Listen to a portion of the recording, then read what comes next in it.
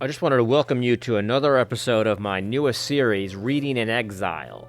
And before we get started with today, I just wanted to say that I've seen a lot of young Christians that are kind of skeptical of our severe crisis that we find ourselves in this country. A lot of Christians flaunting the orders to stay home, to not meet for church, to not gather really with anybody, or even to social distance within your own family. I mean, if we're not sleeping in separate beds from our family, our wives, and in separate corners of the room, then are we really loving our neighbor? That's a question that I think we need to ask ourselves in this perilous time.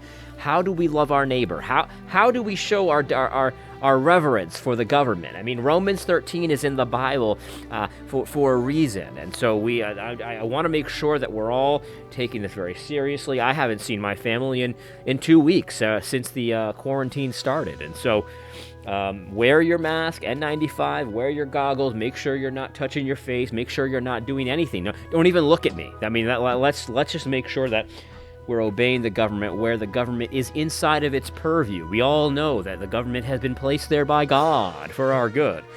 And so Romans 13 says that you must comply with that. Now, I want to talk about some books today that are very important, near and dear to my heart.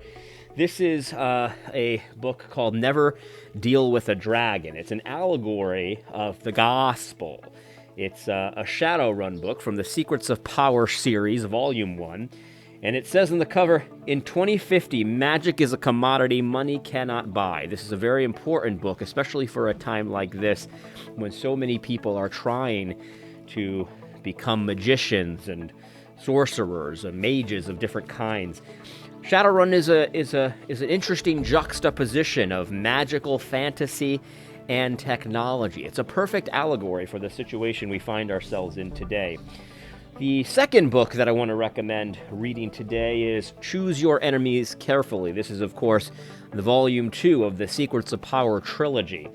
And in the beginning here, as you can see, there's a lot of good female representation there. That's very important in this time of Me Too and Church Too, that we empower females. This is a mage she's a street mage. As you can see, she's got a very large gun, and her right hand is glowing with magical powers. It's very good to see this representation here. That's important. A maze of magic in the streets of London leads a young man to an evil order older than life. Yes, that's right.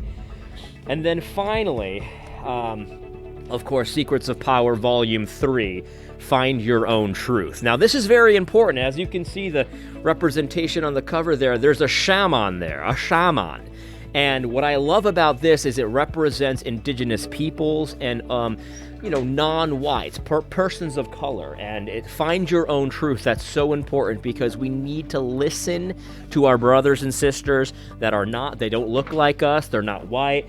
And in this case, it is a shaman. A young shaman unwittingly releases terror from the ancient reign of magic. We need to listen to these people, and we need to take care to note all of the different ways that we may have oppressed them over time. Find your own truth. Shadowrun, it's a great allegory for what the church ought to be engaged in, loving your neighbor as yourself, being culturally relevant. Shadowrun is very culturally relevant, the series.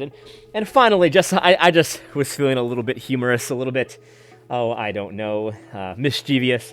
And so I just threw in Star Wars, Tales of the Bounty Hunters. This is a great book if you ever wanted to find out a little bit more about the bounty hunters in The Empire Strikes Back. I always, as a kid, remember loving the bounty hunters. Boba Fett, 4-LOM, Zuckuss, Bosk, and of course, Dengar up here. How did Dengar get those bandages? I don't know, but maybe you'll find out in this book. And I'm sorry, I'm sorry for the rant in the beginning, and also sorry, I just wanted to be a little bit humorous. Anyway, I hope that you're enjoying obeying the government today, and of course, keep your distance from your family, do the right thing, flatten the curve, social distancing, everything. Now, listen to Dr. Fauci, Dr. Burke. Listen to Hillary Clinton. Hillary Clinton has your best interest in mind, of course. And one last thing. I just want to take a minute. Though we may have disagreed on many things, I think there is no question that the run for president from Bernie Sanders was a historical event.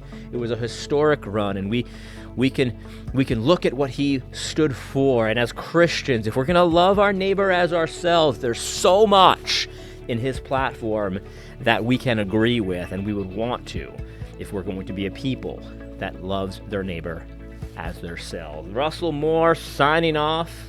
Good.